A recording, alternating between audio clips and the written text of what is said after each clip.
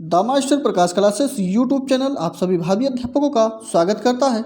आप लोग हमारे साथ जो उत्तर प्रदेश से संबंधित सुपर टेट के प्रैक्टिस सेट को सॉल्व कर रहे हैं, उसका अगला प्रैक्टिस सेट आप लोग के लिए लेकर आए हुए हैं। इसमें भी हम लोग 150 प्रश्नों को कवर करेंगे।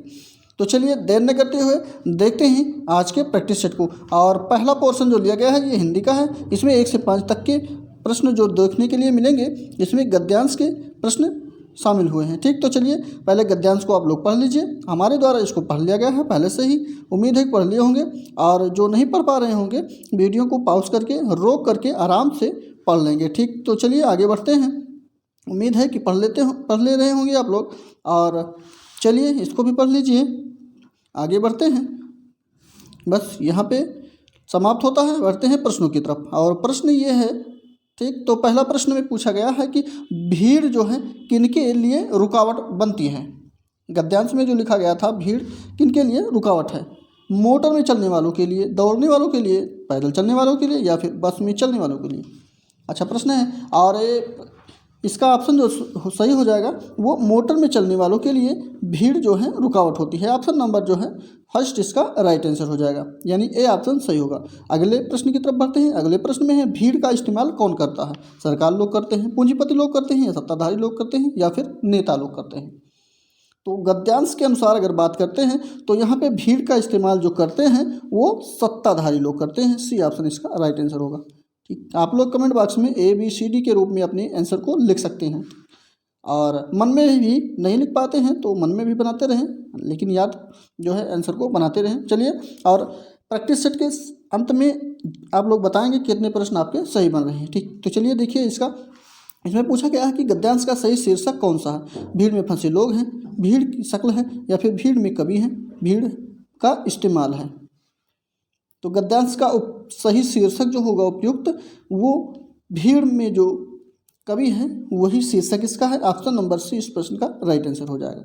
चौथे प्रश्न की तरफ बढ़ते हैं। चौथे प्रश्न में है भीड़ का इस्तेमाल किसके विरुद्ध किया जाता है। विरोधियों के विरुद्ध, भीड़ में फंसे लोगों के विरुद्ध, सरकार के विरुद्ध, या फिर जनता के विरुद्ध। तो कमेंट करके आप लोग बताइए गद्यांश में भीड़ का इस्तेमाल जो किया जाता था वो किसके विरुद्ध किया जाता था। तो ये भीड़ में फंसे लोगों के विरुद्ध किया जाता था। ऑप्शन नंबर जो है बी इस प्रश्न का राइट आंसर हो जाएगा। इसी के साथ लेते हैं पांचवें प्रश्न को।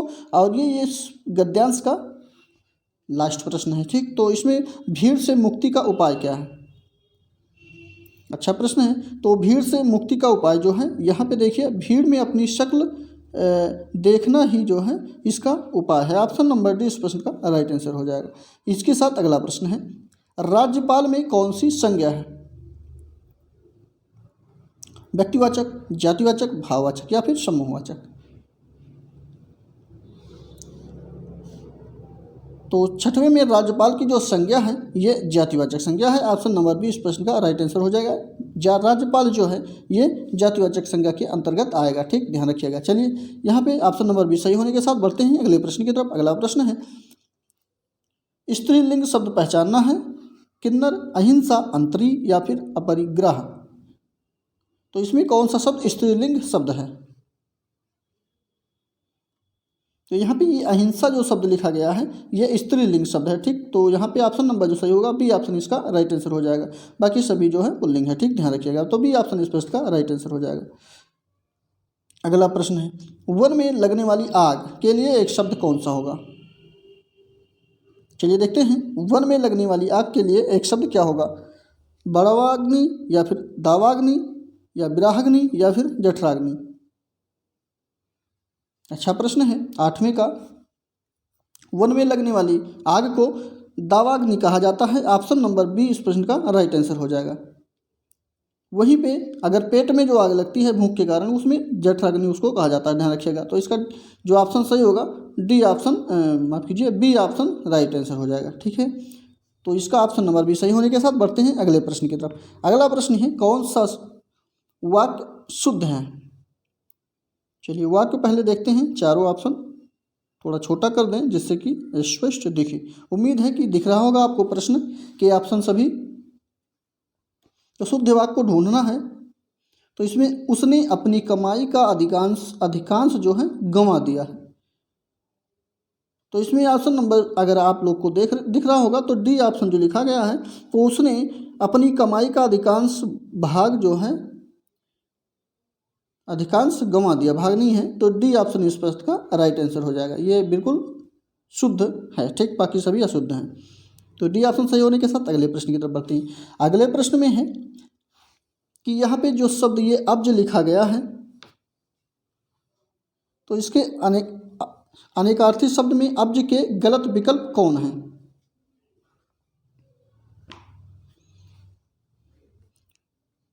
तो यहाँ पे डी ऑप्शन सी ऑप्शन मेघ जो लिखा गया है, मेघ, ये शब्द अनेकार्थी नहीं है।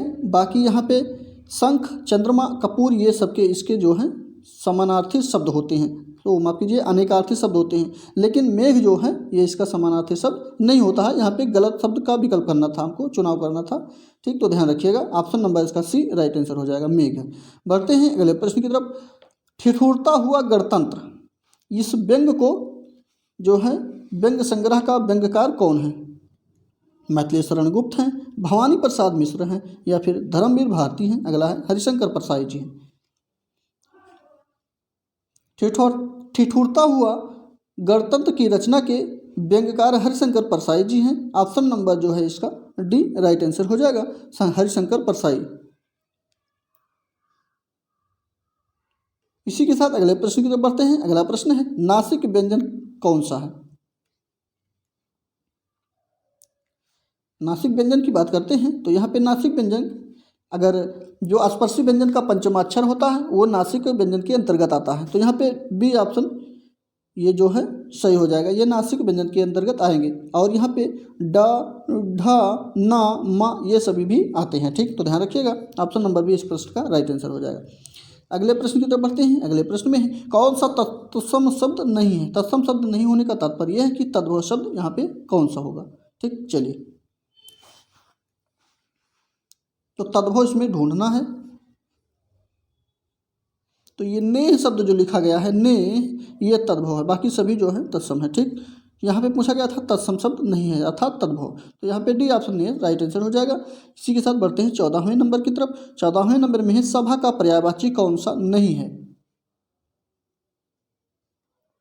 तो यहाँ पे सम्मिलित होने का तात्पर्य है कि शामिल होना, ना कि भीड़ इकट्ठा करना, ठीक। लेकिन परिषद है, बैठक है, महावर्तन है, इसमें जो है भीड़ इकट्ठा होती, सभा की टाइप में होती है, ठीक। तो यहाँ पे पहला ही ऑप्शन जो है सम्मिलित ऑप्शन सही हो जाएगा, और क्योंकि यहाँ पे पर्यायवाची नहीं पूछा गया था और बाकी सभी इसके पर्यायवाची हैं, तो पहला ऑप्शन सम्मिलित राइट आंसर होगा ए।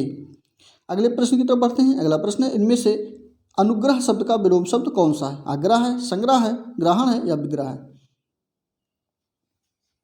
तो यहाँ पे अगर अनुग्रह की बात करते हैं तो यहाँ पे इसका विलोम शब्द जो होगा वो अनुग्रह का विग्रह हो जाएगा। ऑप्शन नंबर डी इस प्रश्न का राइट आंसर हो जाएगा, ठीक। तो यहाँ पे डी ऑप्शन सही होने के साथ बढ़ेंगे अगले प्रश्न की तरफ। और अगला प्रश्न संस्कृत का पोर्शन है, और इस संस्कृत के पोर्शन को हम लोग स्किप करते हैं। आप लोग को पता ही होगा, जो हमारे साथ पुराने साथी हमारे प्रैक्टिस सेट को सॉल्व करते हैं उनको मालूम ही होगा। और ये कहाँ से मिलता है? ये इनको मिलता है हमारे Telegram channel the master Prakash classes से उनको प्राप्त हो जाता है। अगर आप लोग को भी इसका PDF चाहिए तो PDF को डाउनलोड करने के लिए हमारे Telegram channel the master Prakash classes को सर्च करके फॉलो कर लीजिए, वहाँ से सब इसके PDF को आप लोग प्राप्त कर सकते हैं और इसके प्रैक्टिस सेट को सॉल्व कर सकते हैं। चलते हैं इंग्लिश के प्रश्नों की तरफ। और इंग्लिश का प्रश्न जो है 26 से लेकर के 30 नंबर तक यहाँ पे पैराग्राफ्स के बारे में दिया गया है। इसको पढ़ेंगे, उसके बाद फिर आंसर को देखा जाएगा। तो यहाँ पे आप लोग इसको केयरफुली पढ़ लीजिए। उम्मीद है कि पढ़ लिए होंगे, और यदि नहीं पढ़ पा रहे होंगे तो वीडियो को रोक करके आराम से धीरे धीरे पढ़ लेंगे, ठीक। चलिए बढ़ते हैं आगे की तरफ। थोड़ा बड़ा पैसेज है, चलिए उम्मीद है कि पढ़ लिए होंगे। चलते हैं प्रश्नों की तरफ। तो पहले ही प्रश्न में जो पूछा गया है, what does the author mean by being assertive? चलिए कमेंट करके आप लोग आंसर बताइए, कौन सा आंसर इसका राइट आंसर होगा। तो यहाँ पे डी ऑप्शन इसका being respectful, option D right answer हो जाएगा, ठीक। इस प्रश्न का राइट आंसर ये होगा, डी ऑप्शन सही होगा। अगले प्रश्न की तरफ चलते हैं 27 नंबर में। तो यहाँ पे क्वेश्चन पढ़िए और आंसर जो है हमारे द्वारा बताया जाएगा, आप लोग मिलान कर लीजिएगा कौन सा ऑप्शन सही होगा। 27 में ऑप्शन नंबर इस प्रश्न का बी जो है राइट आंसर हो जाएगा। ठीक, तो बी ऑप्शन इसका राइट आंसर हो जाएगा। अगले तरफ बढ़ते हैं 28 की तरफ। पैसेज पढ़े ही हैं, आप लोग मिलान करते रहिए। तो 28 नंबर का सी ऑप्शन इस प्रश्न का राइट आंसर हो जाएगा। सी ऑप्शन सही होने की तरफ बढ़ते हैं 29 नंबर की तरफ, और 29 नंबर में है तो इसमें ला जो लिखा गया है, पहला ही ऑप्शन ला इस प्रश्न का राइट आंसर हो जाएगा, ऑप्शन ए। अगला और 30 नंबर का प्रश्न है। इस प्रश्न में पूछा गया है कि according to the author who should people deal with their anger. तो इसमें जो ऑप्शन सही होगा बी ऑप्शन इस प्रश्न का राइट आंसर हो जाएगा। ठीक, तो यहाँ पे बी ऑप्शन इसका राइट आंसर हो जाएगा, मिलान कर लीजिएगा। चलिए 31 नंबर की तरफ चलते हैं। अब यहाँ से ग्रामर का जो है पोर्शन शुरू हो गया है, और इसमें जो आपको देखना है यहाँ पे करेक्ट स्पेलिंग ढूंढना है, किस शब्द का जो है स्पेलिंग सही है।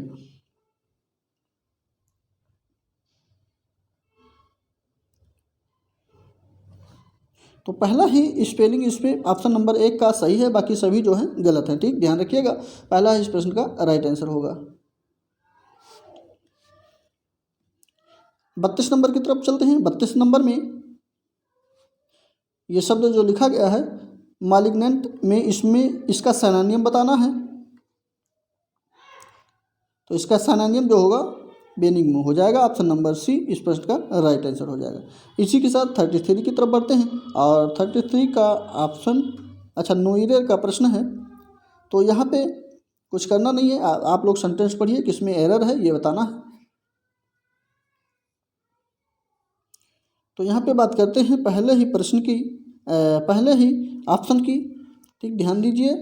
तो पहले ही प्रश्न में जो है ये त्रुटि आपको देखने के लिए मिल जाएगी। यहाँ पे होना चाहिए here is was hard to believe should be used. तो यहाँ पे ऑप्शन जो सही होगा पहला ही एरर हो जाएगा। ठीक, ऑप्शन नंबर इसका पहला राइट आंसर होगा। यहाँ पे क्या होना चाहिए, हेयर होना चाहिए। ठीक, चलिए इसी के साथ अगले प्रश्न की तरफ बढ़ते हैं। अगला प्रश्न है इडियम फ्रेज का प्रश्न है। यहाँ पे लिखा है easy come easy go. Option आपकी स्क्रीन पे है, कौन सा ऑप्शन सही होगा देख लीजिए। इजी कम इजी गो, तो डी ऑप्शन इस प्रश्न का राइट आंसर होगा, जिसमें लिखा है ये मिलान कर लीजिए, इसका ये जो है इडियम फ्रेज हो जाएगा। ठीक, डी ऑप्शन सही होने के साथ चलते हैं 35 नंबर की तरफ। और 35 नंबर में है choose the synonyms of the trash. Synonym ढूंढना है शब्द का। तो यहाँ पे डी ऑप्शन इसका राइट आंसर होगा, टू बीट अप इसका सिनोनिम हो जाएगा। अगला प्रश्न है एंटोनियम ढूंढना है, शब्द लिखा गया है क्लाउस का सिनोनियम, माफ कीजिए एंटोनियम क्या होगा 36 नंबर में। तो सेंसिटिव इसका एंटोनियम हो जाएगा, विलोम शब्द होगा, डी ऑप्शन इसका राइट आंसर होगा। ठीक, बढ़ते हैं अगले प्रश्न की तरफ। अगला प्रश्न है यहाँ पे अरेंज करना है जो सेंटेंस लिखा गया है, APQR लिखा गया है, 3-4 सेंटेंस लिखे गए हैं, इसको अरेंज करना है, कौन सा पहले आएगा।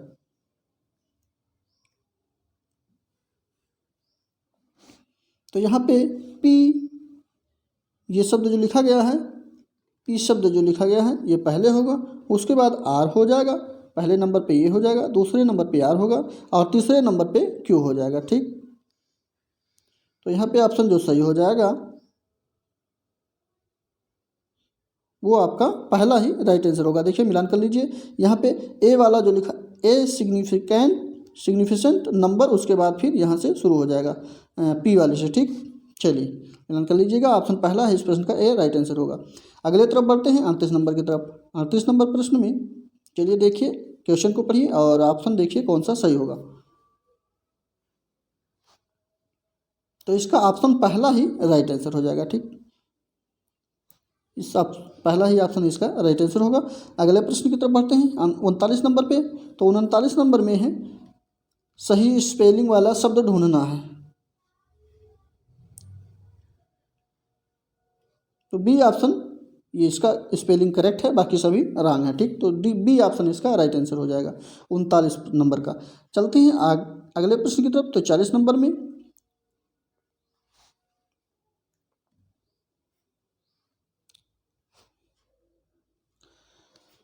40 नंबर के प्रश्नों को देखा जाए तो यहाँ पे बी ऑप्शन इसका राइट आंसर हो जाएगा।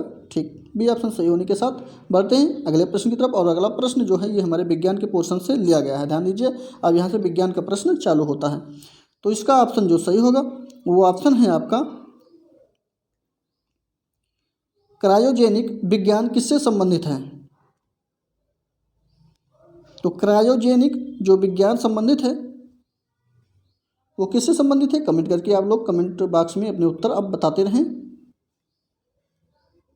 तो यहाँ पे निम्न ताप से इसका संबंध है। ऑप्शन नंबर बी इस प्रश्न का राइट आंसर होगा, निम्न ताप से।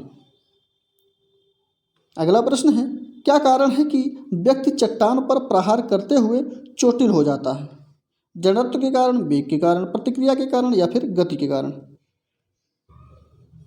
चट्टान पर प्रहार करते हुए चोटिल जो होते हैं वो उसका कारण होता है कि प्रतिक्रिया के कारण। ऑप्शन नंबर इसका सी इस प्रश्न का राइट आंसर हो जाएगा। ठीक, और ये न्यूटन के गति के तीसरे नियम के अनुसार सदैव प्रत्येक क्रिया के समान एक विपरीत दिशा में प्रतिक्रिया होती है। ऑप्शन नंबर सी इस प्रश्न का राइट आंसर होगा।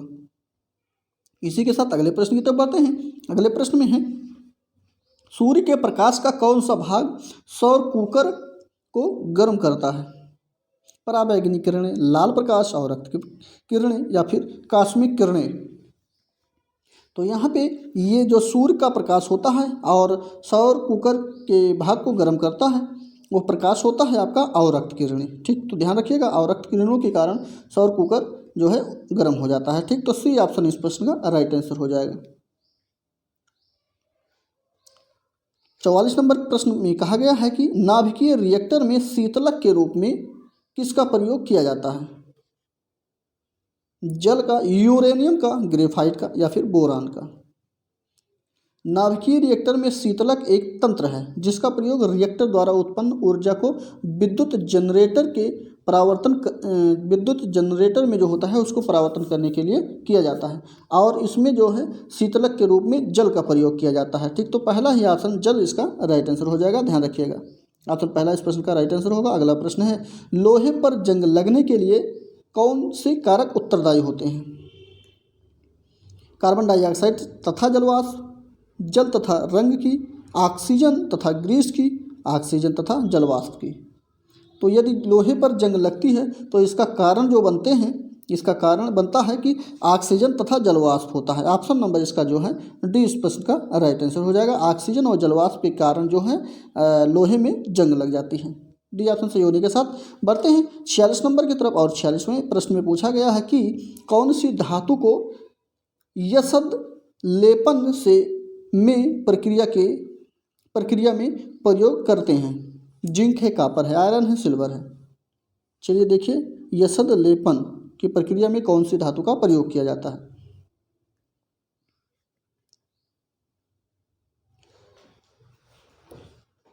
इस प्रक्रिया में लोहे पर जिंक धातु की परत का आवरण किया जाता है। क्या होता है, लोहे पर जिंक धातु की आवरण का जो है परत का आवरण चढ़ाया जाता है जिससे लोहे का जंग से बचाया जा सके। तो यहाँ पे पहला ही ऑप्शन जिंक राइट आंसर हो जाएगा, जिंक ऑप्शन सही होगा। ठीक, जिंक का जो है प्रयोग किया जाता है। अगला प्रश्न है सामान्य वयस्क मनुष्य में लाल रक्त कोशिका की गिनित संख्या कितनी होती है। आरबीसी की जो है मनुष्य में कितनी संख्या होती है आरबीसी की, ये बताना है इस प्रश्न में। 5.5 मिलियन, 5.0 मिलियन, 4.5 मिलियन या फिर 4 मिलियन के बराबर होती है। तो अगर बात करते हैं सामान्य वयस्क मनुष्य के आरबीसी की संख्याओं की, तो यहाँ पे जो संख्या इनकी गिनी संख्या है ये 4.5 मिलियंस लाख में जो है ऑप्शन नंबर सी इस प्रश्न का राइट आंसर हो जाएगा। अगला प्रश्न है, मानव रक्त का पीएच मान कितना होता है?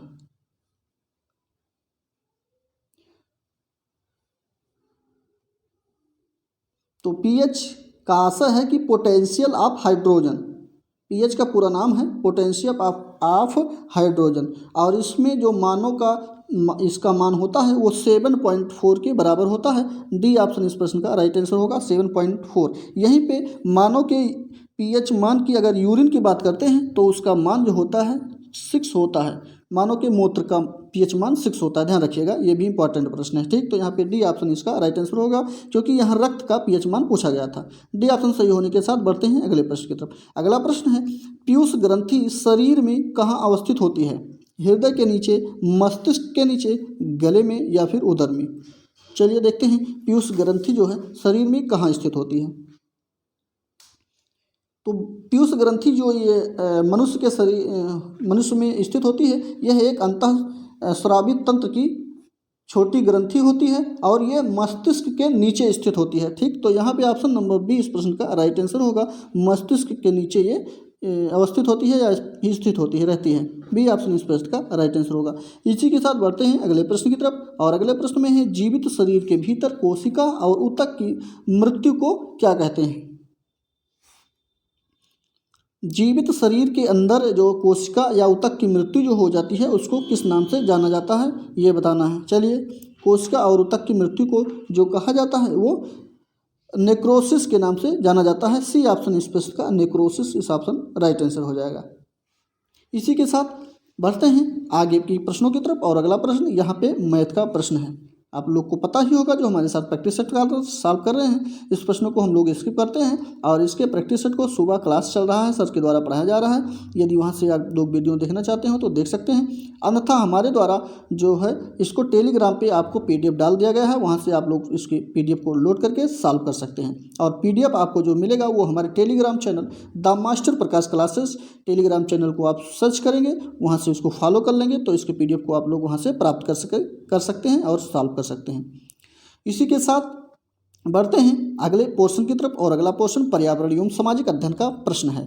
इसका पहला प्रश्न लेते हैं, और पहले प्रश्न में ही पूछा गया है कि पंचमार्क सिक्का कहाँ चलता था। ठीक, आप लोग ध्यान देते रहेंगे, कहीं कहीं हो सकता है उच्चारण में थोड़ा मिस्टेक हो जाए, तो उसके लिए आप लोग समझ ही रहे हो कि लगातार इतने देर तक बोलते रहना, कहीं ना कहीं थोड़ा उच्चारण क्या कहते हैं, हो सकता है कुछ छूट जाए, तो उसके लिए थोड़ा नेगेटिव कमेंट को मत किया करें, पॉजिटिव कमेंट के साथ अपने प्रैक्टिस सेट को सॉल्व किया करें। चलिए देखिए, इसका प्रश्न का ऑप्शन कौन सा सही होगा बताइए। तो यहाँ पे ऑप्शन नंबर जो सही हो जाएगा इसका सी ऑप्शन बिल्कुल राइट आंसर होगा।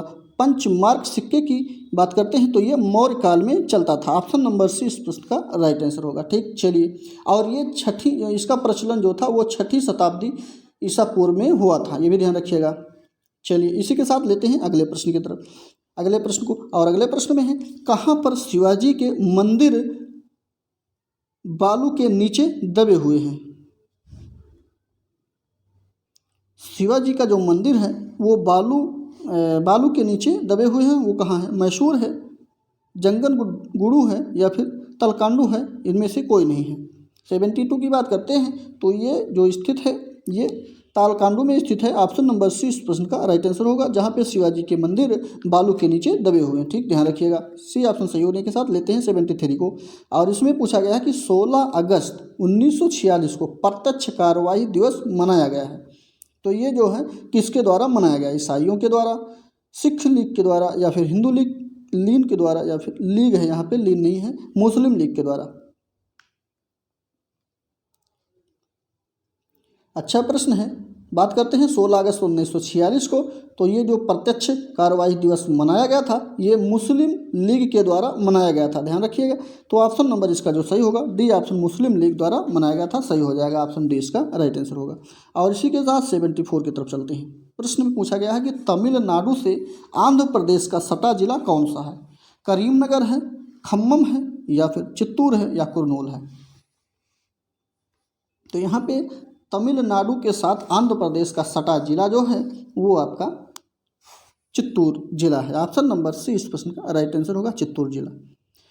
75 नंबर पे चलते हैं और इसमें है संघ शासित प्रदेश, जिसको केंद्र शासित प्रदेश के नाम से भी जाना जाता है। दादरा और नागर हवेली भारत के किन राज्यों के बीच स्थित है?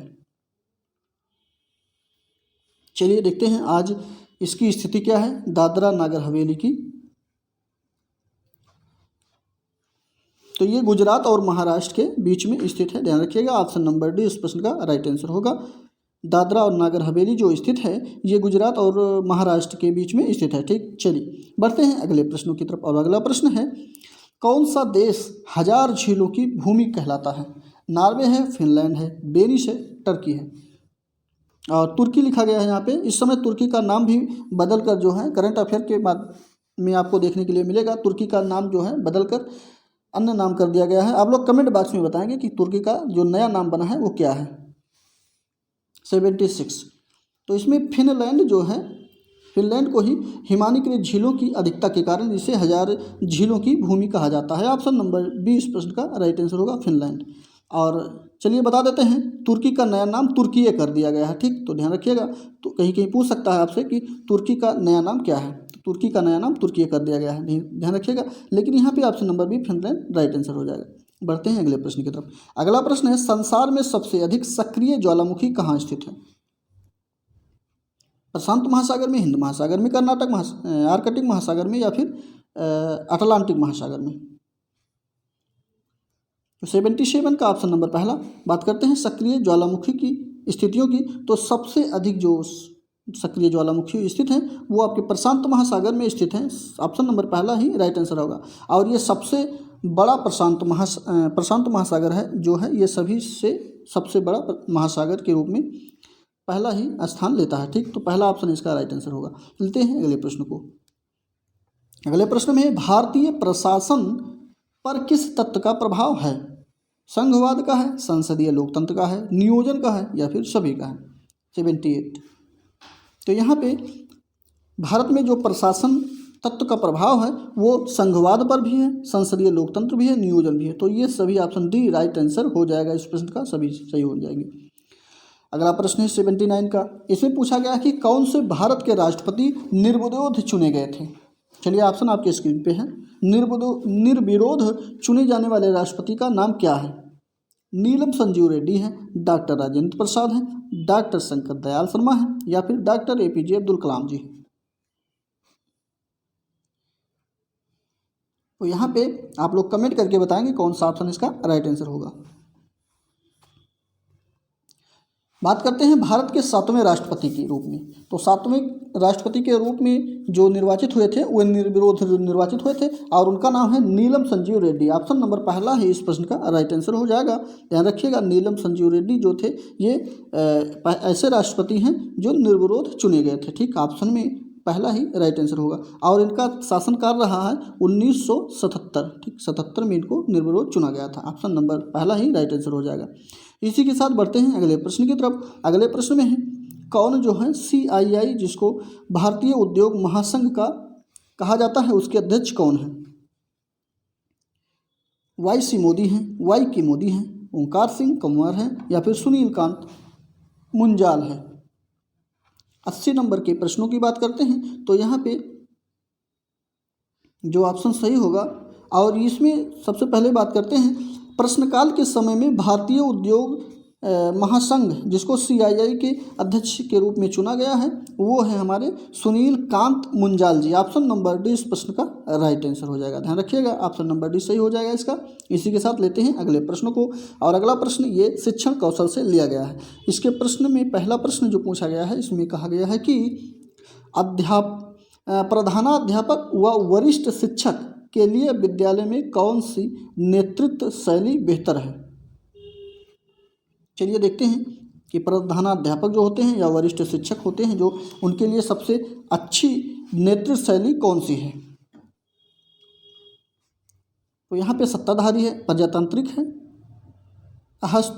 हस्तक्षेपी है, या फिर इनमें से कोई नहीं। तो प्रजातांत्रिक नेतृत्व जो होती है ये सबसे अच्छी शैली या बेहतर मानी जाती है। ऑप्शन नंबर बी इस प्रश्न का राइट आंसर हो जाएगा। इसी के साथ अगला प्रश्न है, विद्यार्थियों के साथ संप्रेषण का अर्थ क्या होता है? संप्रेषण मतलब एक दूसरे से बातचीत करने या अपने हाव भाव को, अपनी बातों को आदान प्रदान करना ही संप्रेषण कहलाता है। तो यहाँ पे विद्यार्थियों के साथ संप्रेषण का जो अर्थ होता है वो होता है विचारों का आदान प्रदान ही। बी ऑप्शन इसमें दो है, देखने के लिए आपको मिल ही रहा है। बी ऑप्शन बिल्कुल राइट आंसर हो जाएगा और ये विद्यार्थी और शिक्षक के मध्य में होता है, ठीक, संप्रेषण। चलिए अगले प्रश्न की तरफ बढ़ते हैं। अगले प्रश्न में है प्रगतिशील शिक्षा जो है किस कथन से संबंधित है। ऑप्शन आपको स्क्रीन पे दिख रहा है। चलिए बताइए ये किस कथन से संबंधित है, क्या संबंधित है? प्रगतिशील शिक्षा। प्रगतिशील शिक्षा की बात करते हैं तो ये अवधारणा के विकास में, इस अवधारणा के विकास में जॉन डीवी का जो है विशेष योगदान रहा है। तो इसमें जो इन्होंने कहा वो कहे हैं कि ज्ञान जो है प्रत्यक्ष अनुभव और सहयोग से उत्पन्न होता है। बी ऑप्शन देख रहे होंगे आप लोग, तो यहाँ पे लिखा है ज्ञान जो है प्रत्यक्ष अनुभव और सहयोग से उत्पन्न होता है। ये जॉन डीवी के द्वारा कहा गया है, ध्यान रखिएगा। बी ऑप्शन स्पष्ट का राइट आंसर हो जाएगा। इसी के साथ बढ़ेंगे अगले प्रश्न की तरफ और अगले प्रश्न में है शिक्षण के दौरान जो है विद्यार्थियों की अधिकतम सहभागिता किसके द्वारा संभव है? व्याख्यान पद्धति, निदर्शन पद्धति या फिर आगमनात्मक पद्धति या फिर पाठ्यपुस्तक पद्धति के माध्यम से ये संभव है। तो यहाँ पे आगमनात्मक पद्धति के माध्यम से ये संभव है। ऑप्शन नंबर जो है सी स्पष्ट का राइट आंसर हो जाएगा। अगला प्रश्न है विद्यार्थियों में शिक्षकों को अपने छात्रों से कैसा व्यवहार करना चाहिए?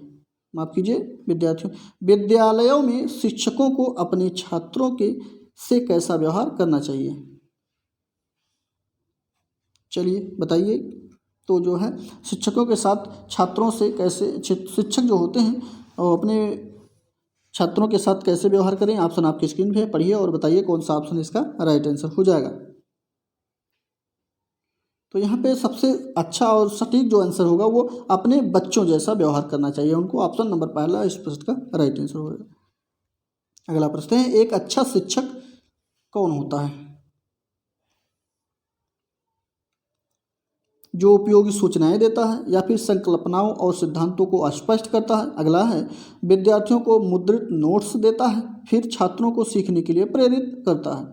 अच्छा प्रश्न देखिए, चौथा ऑप्शन अगर आप लोग पढ़ रहे होंगे तो यहाँ पे देखने के लिए मिल गया होगा कि अच्छा अध्यापक वही होता है जो छात्रों को सीखने के लिए अभिप्रेरित करता है, ठीक। तो डी ऑप्शन स्पष्ट का राइट आंसर हो जाएगा और सभी को छोड़ देते हैं तो एक ही ढूंढना है। तो डी ऑप्शन इसका राइट आंसर होगा, सबसे सटीक और अच्छा ऑप्शन यही है, ठीक। डी ऑप्शन सही होने के साथ बढ़ते हैं अगले प्रश्न की तरफ और अगले प्रश्न में है एक व्यक्ति शिक्षण को व्यवसाय के रूप में अपनाकर आनंदित होता है। तो कब आनंदित होता है? चलिए देखते हैं। उसका विद्यार्थियों पर नियंत्रण जब होता है, विद्यार्थियों से आदर प्राप्त करता है या फिर अपने सहयोगियों की अपेक्षा अधिक योग्य होता है या फिर उच्च प्राधिकारियों से बहुत समीप होता है। तो यहाँ पे जो व्यवसाय के रूप में अपनाकर आनंदित होता है वो होता है कि विद्यार्थियों से आनंद प्राप्त करता है। ऑप्शन नंबर जो है इसका बी ऑप्शन का राइट आंसर हो जाएगा, तभी वो आनंदित होता है, ठीक। तो बी ऑप्शन सही होने के साथ बढ़ते हैं अगले प्रश्न की तरफ। अगले प्रश्न में पूछा गया, पहले प्रश्न को पढ़ लेते हैं क्योंकि प्रश्न बड़ा लंबा है और ऑप्शन भी बाद में देखेंगे, ठीक। चलिए देखते हैं। जो अध्यापक या अध्यापिका अपने विद्यार्थियों को त्रुटि में सुधार करना चाहता है या चाहती है, उनके लिए कौन सा समुचित मार्ग होना चाहिए या कौन सा समुचित मार्ग है? चलिए ऑप्शन देख लेते हैं साथ साथ, उसके बाद जो है आंसर को देखा जाएगा। ऑप्शन पढ़िए और आंसर बताइए कौन सा ऑप्शन इसका राइट आंसर होगा। एक मिनट, अभी चौथा ऑप्शन नहीं दिख रहा है, बहुत छोटा हो रहा है, एक एक करके पढ़ते हैं। चलिए 3 यहाँ पढ़ लीजिए, उसके बाद जो है आगे के प्रश्नों को देखते हैं। तो यहाँ पे पहला ही ऑप्शन अगर देखा जाए तो यहाँ पे लिखा है उसे उन त्रुटियों का संशोधन करना चाहिए जो सामान्य अर्थ व अवबोधनात्मकता से हस्तक्षेप करती है, ठीक। तो यहाँ पे पहला ही ऑप्शन इस प्रश्न का राइट आंसर हो जाएगा और पढ़ने की जरूरत नहीं है, ठीक। तो पहला ही ऑप्शन इसका राइट आंसर होगा। चलिए बढ़ते हैं अगले प्रश्नों की तरफ। अगला प्रश्न है मीडिया का एक उदाहरण जो अधिगमकर्ता को प्रत्यक्ष प्रस्तुतिकरण के द्वारा अधिगम में सहायता देती है वो कौन सा है? शैक्षिक टेलीविज़न है, शैक्षिक प्रसारण है, ओवरहेड प्रोजेक्टर है या फिर टेलीफोन है? तो यहाँ पे ये शैक्षिक टेलीविज़न जो है ये सहायक होता है। ऑप्शन नंबर पहला इस प्रश्न का राइट आंसर हो जाएगा। मीडिया की अगर उदाहरण देते हैं तो ठीक, तो ऑप्शन नंबर पहला शैक्षिक टेलीविज़न राइट आंसर होगा। अगला प्रश्न है, आपके कुछ साथी आपके सामने अध्यापक को भला बुरा कहते हैं तो आप क्या करेंगे? 1 मिनट थोड़ा छोटा कर दें, चौथा भी ऑप्शन दिखे। चलिए, उम्मीद है कि दिख रहा होगा। 90 नंबर में कौन सा सही होगा? तो आपको क्या करना चाहिए? उन्हें करना चाहिए कि साथियों को समझाने का प्रयास करना चाहिए कि वो अनुचित है। ठीक, ये जो आप कर रहे हैं वो गलत है, अनुचित है। ठीक, तो यहाँ पे सी ऑप्शन इसका राइट आंसर हो जाएगा। अगला प्रश्न है बाल मनोविज्ञान के पोषण से। इसका पहला ही प्रश्न पूछा गया है कि प्रकृतिवाद के अनुसार शिक्षा का केंद्र होना चाहिए अध्यापक, बालक, पाठ्यक्रम या इनमें से कोई नहीं। तो प्रकृतिवाद के अनुसार जो शिक्षा का केंद्र है वो आपका बालक ही होता है। ठीक, यहाँ पे ऑप्शन नंबर बी बालक आपका राइट आंसर हो जाएगा। इसी के साथ अगला प्रश्न है, जब अध्यापक एक छात्र को सफलता का एहसास कराता है तो वह उपयोग कर रहा होता है। किसका उपयोग करता है? चलिए देखते हैं। तत्परता के नियम का, अभ्यास के नियम का, प्रभाव के नियम का या फिर मानसिक तत्परता के नियम का? तो वो उपयोग करता है प्रभाव के नियम का। ऑप्शन नंबर सी इस प्रश्न का राइट आंसर होगा। प्रभाव के नियम के कारण ही छात्र को सफलता का एहसास कराया जाता है। Option number C right answer होगा, प्रभाव का नियम। अगला प्रश्न है, कौन सा छात्रों के पलायन का कारण नहीं होता है? छात्रों के पलायन का कारण का तात्पर्य है कि छात्र जो होते हैं वो जो है दूर भागना चाहते हैं अधिगम से या सीखने से। ठीक, तो यहाँ पे जो सही होगा डी ऑप्शन सही होगा। बहुत अधिक छुट्टियों से वो ये उनका पलायन का कारण बन जाता है। ऑप्शन नंबर जो है डी इस प्रश्न का राइट आंसर है। 1 मिनट क्या हो रहा है?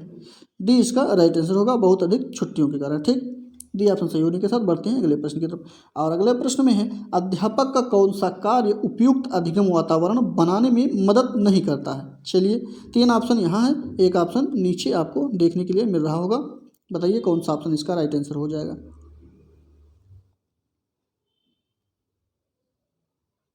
तो यहाँ पे सी ऑप्शन इस प्रश्न का राइट आंसर होगा, जो कि बच्चों को अन्य बच्चों की आलोचना करने देना, ये इसमें मदद नहीं करता। ठीक, तो यहाँ पे देखिए नहीं निगेटिव शब्द को लिया गया है, तो यहाँ पे सी ऑप्शन इसका राइट आंसर हो जाएगा। ठीक, ध्यान देना है। चलिए, इसी के साथ अगले प्रश्न की तरफ बढ़ते हैं। और अगले प्रश्न में पूछा गया है कि महात्मा गांधी द्वारा चलाई गई शिक्षा की प्रणाली किस नाम से जानी जाती है? तो इनके द्वारा चलाई गई प्रणाली जो होती है वो बुनियादी शिक्षा प्रणाली के नाम से जानी जाती है। पहला ही ऑप्शन राइट आंसर होगा। सभी लोग को मालूम ही है, उन्होंने बुनियादी शिक्षा प्रणाली के पर जो है सबसे अधिक जोर दिया था। ऑप्शन नंबर पहला इस प्रश्न का ए राइट आंसर होगा। अगला प्रश्न है, वर्तमान शिक्षा व्यक्ति को जीवन से अलग करती है। क्यों अलग करती है? चलिए देखते हैं ऑप्शन को, तब पता चलेगा। तो ये जो अलग करती है यह जीवन का समग्र भाग नहीं होता है। ठीक, तो ऑप्शन नंबर इसका ए जो है बिल्कुल राइट आंसर हो जाएगा इस प्रश्न का। इसी के साथ अगले प्रश्न की तरफ बढ़ते हैं। अगला प्रश्न है, आप लोग अपनी राय जो है देते रहें, कमेंट बॉक्स में अपने उत्तर को भी लिखते रहें, जो भी आंसर आपको समझ में आ रहा है। ठीक, हो सकता है हमारे द्वारा कुछ गलत बताया जा रहा हो, तो आप लोग ज़रूर बताएं कमेंट करके, अन्यथा कैसे जो है जिक्र हो पाएगा या चर्चा पर चर्चा किस प्रकार से हो जाएगी। ठीक, तो चलिए देखते हैं इस प्रश्न को। 97 में शिक्षण की आधुनिक संकल्पना के अनुसार एक अध्यापक को मुख्य भूमिका निभानी चाहिए, दार्शनिक की या मित्र की या फिर कार्य सहभागी की, या अगला है अनुदेशक की। शिक्षण की आधुनिक संकल्पना के अनुसार जो शिक्षक को भूमिका, अध्यापक को या शिक्षक को जो भूमिका निभानी चाहिए वो निभानी चाहिए कि ये कार्य सहभागिता के तौर पर। ऑप्शन नंबर जो यहाँ पे सही होगा सी ऑप्शन कार्य सहभागिता ऑप्शन राइट आंसर हो जाएगा। ठीक, सी सही होने के साथ अगले प्रश्न की तरफ बढ़ते हैं। अगले प्रश्न में एक विषय पर सबसे अधिक एवं आधुनिकृत सूचना किस स्रोत से प्राप्त होती है? 98। तो इसमें जो सबसे अधिक स्रोत होती है या आधुनिकृत सूचना प्राप्त होती है वो इंटरनेट के माध्यम से प्राप्त होती है। सभी लोग को मालूम ही है, इस समय इंटरनेट से कोई भी चीज़ आपको मालूम कर सकती है, कोई भी सूचना हो, कोई भी विषय पर चर्चा या परिचर्चा कुछ भी हो तो ये इंटरनेट से प्राप्त हो जाती है। ऑप्शन नंबर 20 प्रश्न का राइट आंसर होगा इंटरनेट। अगला प्रश्न है, आपकी कक्षा में कुछ छात्रों का ध्यान पढ़ने से जो है हट गया है, तो आप उनका ध्यान पुनः केंद्रित करने के लिए कौन सा उपाय करेंगे। तो ये उपाय किया जाएगा कि बच्चों को ध्यान लगाने के लिए कहना होगा। ठीक, यही सबसे ऑप्शन जो है सी सबसे सटीक आंसर हो जाएगा। ऑप्शन नंबर इसका सी राइट आंसर हो जाएगा। अगला प्रश्न है 100 नंबर का प्रश्न देखते हैं। इसमें पूछा गया कि जब अध्यापक प्रथम बार कक्ष में प्रवेश करे तो उसकी बात करनी चाहिए। किस चीज़ की बात करनी चाहिए, चलिए देखते हैं। विद्यालय भवन के बारे में, विद्यालय के प्रधान अध्यापक के बारे में, पाठ्यपुस्तक के बारे में, या फिर अपने एवं छात्रों के बारे में।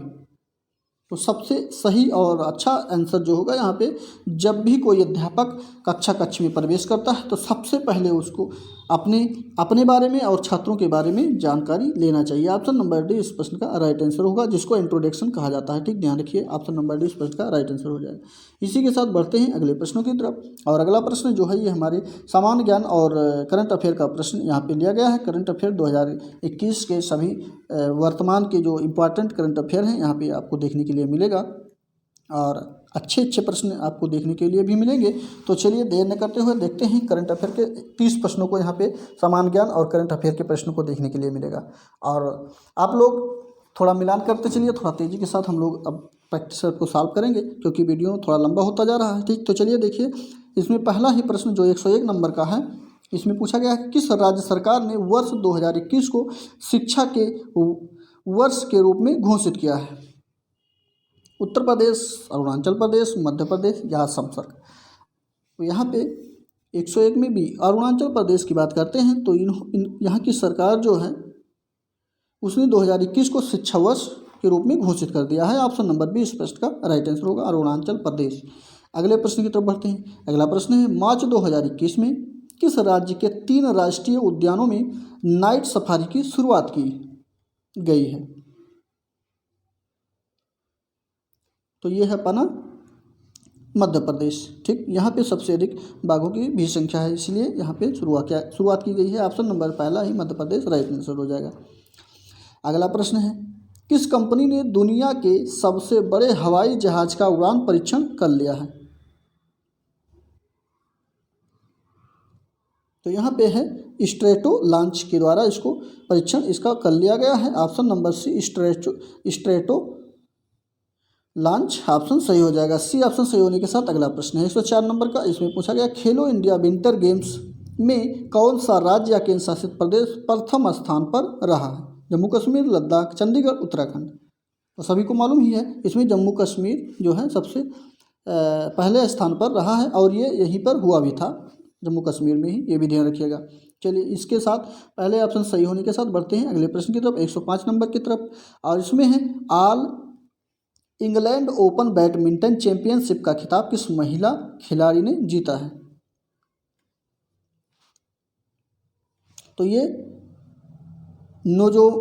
नोजोमी अंकुहारा के द्वारा जीत लिया गया है। ऑप्शन नंबर पहला ही प्रश्न का राइट आंसर हो जाएगा। अगला प्रश्न है 5 दिवसीय राष्ट्रीय बागवानी मेला 2021 का आयोजन किस शहर में किया गया। बागवानी मेला ध्यान रखिएगा, राष्ट्रीय बागवानी मेला 2021 में जो आयोजन किया गया वो कौन सा शहर रहा। तो ये बेंगलुरु शहर में किया गया। ऑप्शन नंबर डी बेंगलुरु इस प्रश्न का राइट आंसर होगा। डी ऑप्शन सही होने के साथ अगला प्रश्न है फरवरी 2021 में किस राज्य में जलाभिषेकम जल संरक्षण अभियान की शुरुआत की गई है। जल संरक्षण अभियान जिसका नाम है जलाभिषेकम, ध्यान रखिएगा। तो ये जो राज्य है इसकी शुरुआत की गई है मध्य प्रदेश में। ऑप्शन नंबर बी इस प्रश्न का राइट आंसर होगा, मध्य प्रदेश। अगला प्रश्न है हाल ही में जारी ई छावनी पोर्टल किस मंत्रालय द्वारा जारी किया गया है।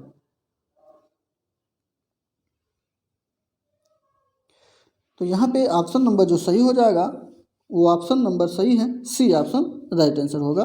रक्षा मंत्रालय के द्वारा इसको जारी किया गया है। ठीक, तो सी ऑप्शन रक्षा मंत्रालय राइट आंसर हो जाएगा।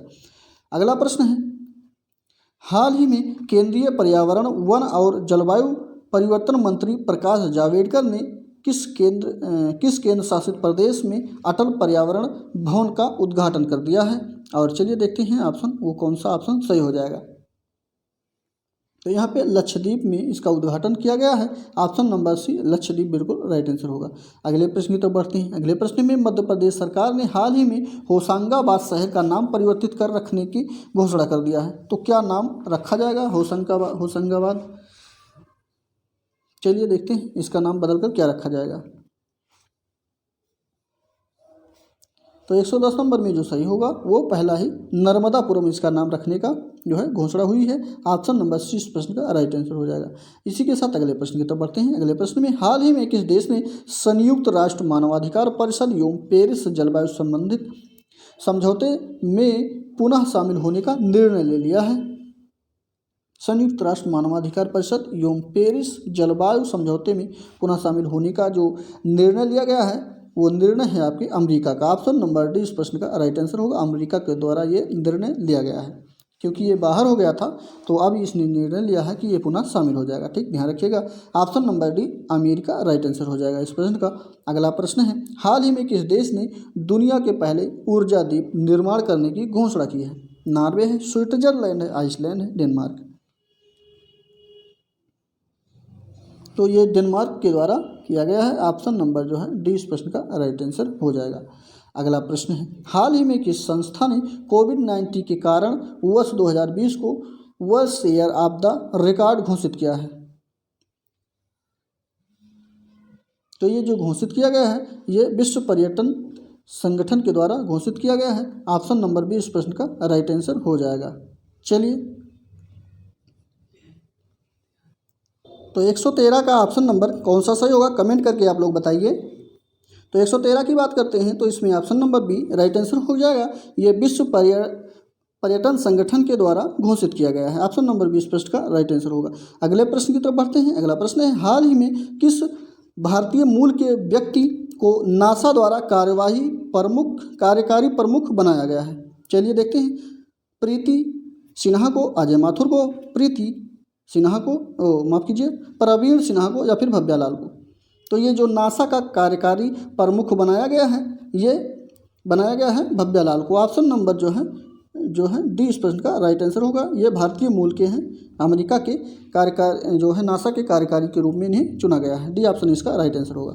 अगला प्रश्न है, हाल ही में किस देश ने कजाकिस्तान के बैकोनूर से अपना प्रथम आर्कटिक निगरानी उपग्रह आर्कटिका यम को लॉन्च किया है? चीन है, जापान है, रूस है या फिर फ्रांस है? 115 का option number C right answer होगा।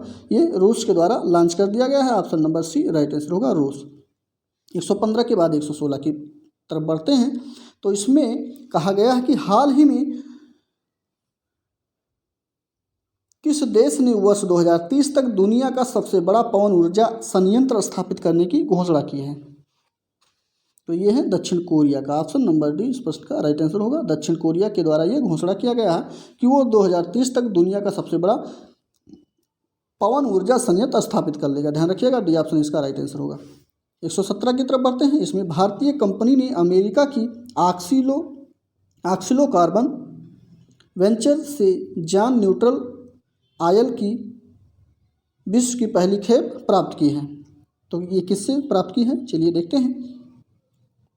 रिलायंस इंडस्ट्री लिमिटेड के द्वारा ये पहली खेप को प्राप्त की गई है। ऑप्शन नंबर बी इस प्रश्न का राइट आंसर होगा।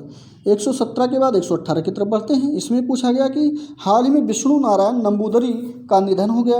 वे किस भाषा के कवि व एवं शिक्षाविद रहे?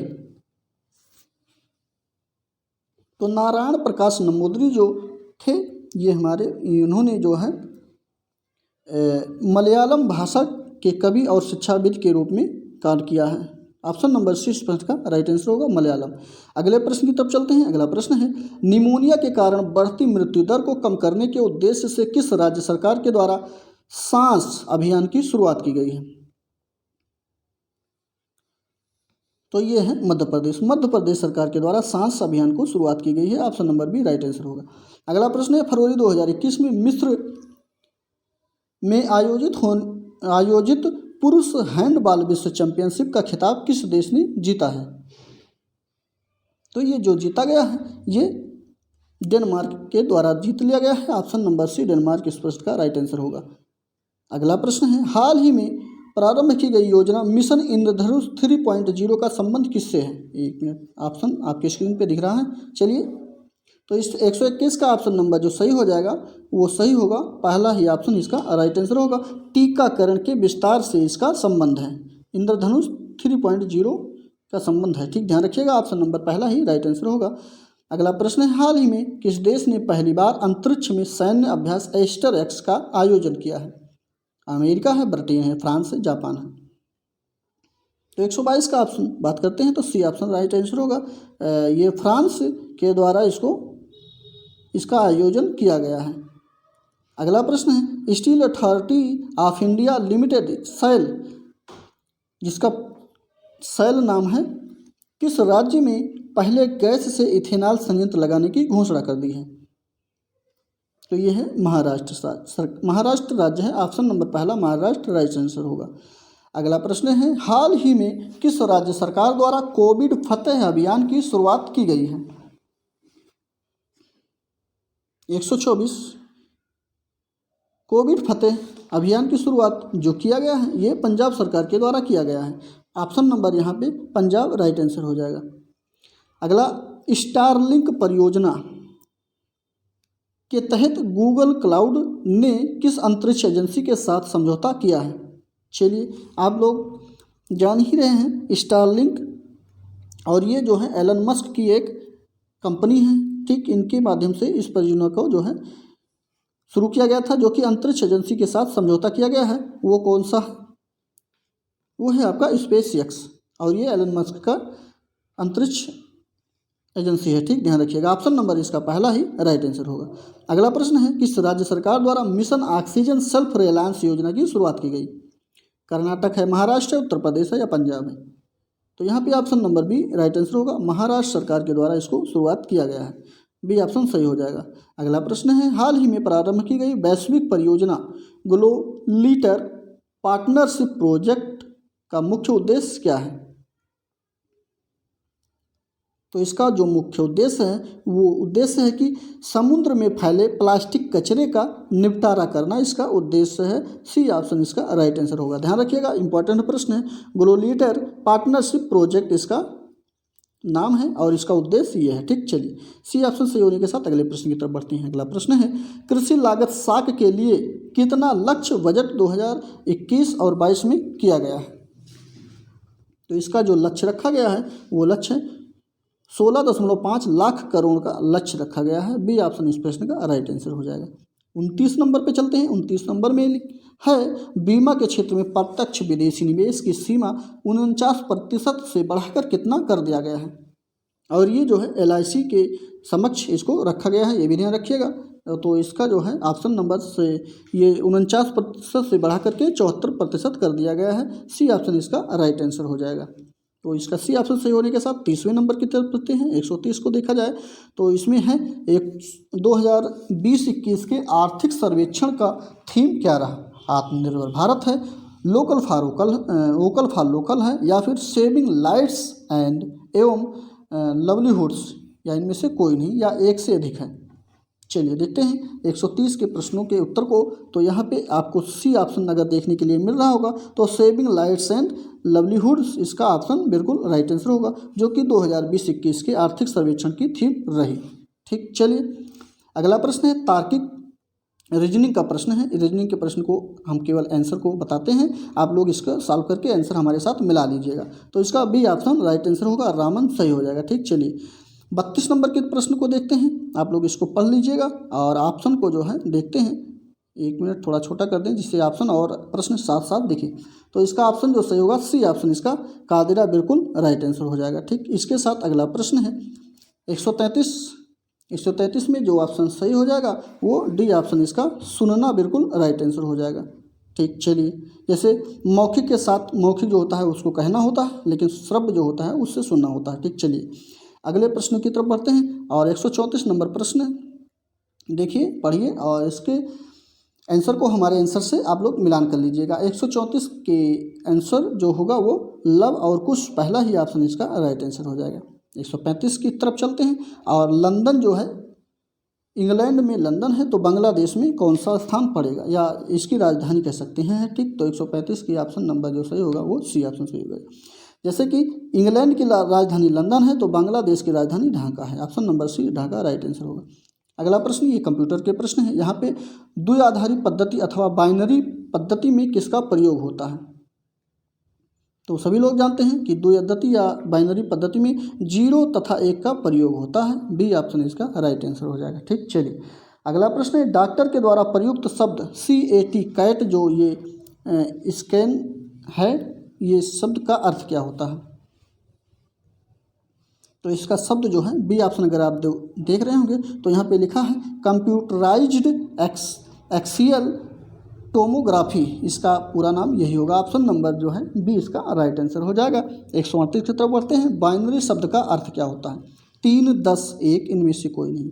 तो अभी अभी ऊपर के प्रश्नों में आप लोग देखे होंगे कि बाइनरी जो होती है वो 0 और 1 होती है, तो यहाँ पे 2 होना चाहिए ना कि, तो यहाँ पे 3 है, 10 है 1, तो यहाँ से इनमें से कोई नहीं, ऑप्शन नंबर डी इस प्रश्न का राइट आंसर हो जाएगा। अगला प्रश्न है, कंप्यूटर के संबंध में कौन सा कथन ठीक नहीं है? चलिए देखते हैं कौन सा सही ऑप्शन नहीं है। 139 का जो सही हो जाएगा वो डी ऑप्शन इसका राइट आंसर हो जाएगा। इसके उच्च सामान्य ज्ञान के कारण अनुपयुक्त निर्देशों की संपूर्ति को यह स्वयं ही सुधारा जा सकता है, ऐसा कुछ नहीं है, ऑप्शन नंबर डी इस प्रश्न का राइट आंसर हो जाएगा। अगले प्रश्न की बात करते हैं। अगला प्रश्न है, बाइट कंप्यूटर की भंडारण क्षमता दर्शाने का कार्य करता है। एक बाइट में कितने बिट्स होते हैं? इजी प्रश्न है। तो एक बाइट में कितने बिट्स होते हैं? तो 8 बिट्स होते हैं, और ये सबसे बिट्स जो है कंप्यूटर इकाई की सबसे छोटी इकाई भी है, ध्यान रखिएगा, option number B 8 bits right answer हो जाएगा। अगला प्रश्न है, जीवन कौशल प्रबंधन एवं अभिवृद्धि के प्रश्न है। इसमें पूछा गया है कि शिक्षक के किस गुण को छात्र सबसे अधिक पसंद करते हैं? 141 नंबर का जो शिक्षक का गुण है वो कौन से सबसे अधिक छात्र पसंद करते हैं? तो पहला ही ऑप्शन इसका राइट आंसर होगा। उसकी निष्पक्षता जो होती है इसको विद्यार्थियों के द्वारा या छात्रों के द्वारा सबसे अधिक पसंद किया जाता है, ऑप्शन ए राइट आंसर हो जाएगा। बढ़ते हैं 142 नंबर की तरफ। आप विद्यालय में पढ़ा रहे हैं और कोई छात्र आपकी गलती पकड़ता है तो आप क्या करेंगे? चलिए देखते हैं। 142 नंबर में ऑप्शन नंबर जो सही होगा बी ऑप्शन इसका राइट आंसर हो जाएगा। इसमें उस छात्र को समझाने की कोशिश करते हैं तथा गलती होने पर अपनी गलती स्वीकार कर लेते हैं, ठीक। तो ऑप्शन नंबर बी इस प्रश्न का राइट आंसर हो जाएगा। इसी के साथ अगले प्रश्न की तरफ बढ़ते हैं। अगला प्रश्न है, यदि किसी बालक में सभी तरह के गंदी आदतें विद्यमान हैं तो उसके व्यवहार में परिवर्तन लाने के लिए आपको क्या करना चाहिए? यदि बालक में गंदी आदतें सभी विद्यमान हैं तो वहाँ पे एक शिक्षक के रूप में यदि आप कार्यभार संभाल रहे हैं या कार्य कर रहे हैं तो आपको करना चाहिए कि उसकी गंदी आदतों के कारण का पहले पता लगाइए, उसके बाद उसमें सुधार करना चाहिए, ठीक। तो ऑप्शन नंबर जो है सी इस प्रश्न का राइट आंसर हो जाएगा, देख लीजिएगा। इसी के साथ अगले प्रश्न की तरफ बढ़ते हैं। अगला प्रश्न है, राष्ट्रीय साक्षरता मिशन कार्यक्रम का संबंध किससे है? तो यहाँ पे राष्ट्रीय साक्षरता मिशन कार्यक्रम का जो संबंध है ये संबंध है कि प्रौढ़ शिक्षा एवं निरक्षरता उन्मूलन से इसका संबंध है, सी ऑप्शन इस प्रश्न का राइट आंसर हो जाएगा। इसी के साथ 145 नंबर को प्रश्नों को देखते हैं। तो इसमें है अधिगम को प्रभावशाली बनाने हेतु महत्वपूर्ण लक्ष्य क्या होना चाहिए? आपके स्क्रीन पे है, कौन सा ऑप्शन सही होगा 145 का? तो यहाँ पे पहला ही ऑप्शन राइट आंसर होगा। बालकों के उद्देश्य एवं आवश्यकता के संबंध में ये होना चाहिए, पहला ही ऑप्शन इस प्रश्न का राइट आंसर हो जाएगा, ठीक है। चलिए इसी के साथ अगले प्रश्न की तरफ बढ़ते हैं। अगला प्रश्न है कि किस स्थिति में शिक्षक द्वारा प्रायोगिक दंड का सबसे अधिक उपयोग माना जा सकता है? ऑप्शन थोड़ा बड़े बड़े प्रश्न ऑप्शन हैं, तो चलिए देखते हैं, ऑप्शन को देख लेते हैं। तो पहला ही ऑप्शन इसमें भी सही हो जाएगा, जो कि यह छात्रों में शिक्षक प्रभुत्व के प्रति सम्मान की भावना तथा अन्य अपेक्षित अभिवृत्तियों के विकास में सहायक हो। तो ये ऑप्शन पहला ही इस प्रश्न का राइट आंसर होगा, ठीक। चलिए 147 नंबर की तरफ बढ़ते हैं। इसमें है शिक्षण व्यवसाय को अपनाने के पक्ष में पुरुष क्या तर्क प्रस्तुत करता है? तो पुरुष जो तर्क प्रस्तुत करता है वो सामाजिक सेवा का तर्क प्रस्तुत करता है, ऑप्शन नंबर इसका डी राइट आंसर हो जाएगा। ठीक सटीक आंसर था। इसी के साथ 148 नंबर को देखते हैं। अध्यापक के रूप में आप छात्रों की निजी समस्याएं किस प्रकार से देखेंगे या सुनेंगे? तो यहाँ पे सदैव इसको सुना जाएगा। ठीक, तो ऑप्शन नंबर जो है, अगर उसका कोई निजी समस्या है तो उसको भी सुनेंगे। ऑप्शन नंबर 20 का राइट आंसर हो जाएगा। ठीक, चलिए अगले प्रश्न की तरफ बढ़ते हैं। अगला प्रश्न है, शिक्षक की योग्यताओं, प्रयासों एवं उनके व्यवहार का सही मूल्यांकन किया जा सकता है। तो किस प्रकार से सही मूल्यांकन किया जा सकता है ये बताना है।